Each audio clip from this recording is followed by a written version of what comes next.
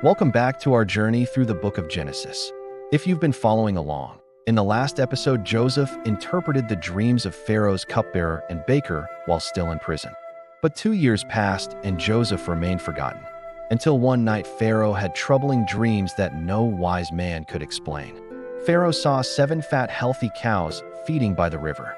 Then 7 thin, sickly cows came up and devoured the fat cows. He awoke disturbed, but fell back to sleep. Then he dreamed again. 7 full, plump ears of grain grew on one stalk, but 7 thin, scorched ears swallowed them up. Pharaoh's spirit was troubled. None of his magicians or wise men could interpret the dreams. It was then that the cupbearer remembered Joseph and spoke of him to Pharaoh. Immediately, Joseph was called from the prison, cleaned, and brought before the king. Pharaoh said, "I have heard you can understand dreams."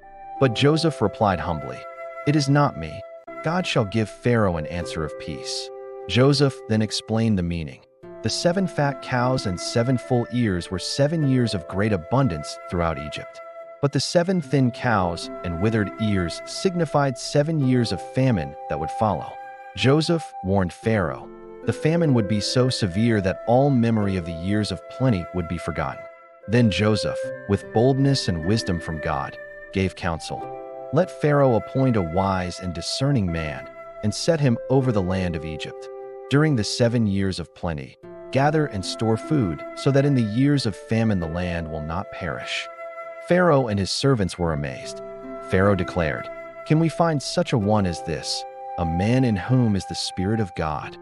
And he appointed Joseph as ruler over all Egypt, second only to Pharaoh himself.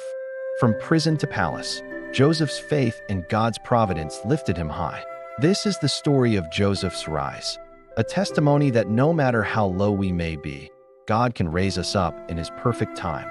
Stay tuned, because in episode 62, we will see how Joseph prepares Egypt for the years of plenty and famine.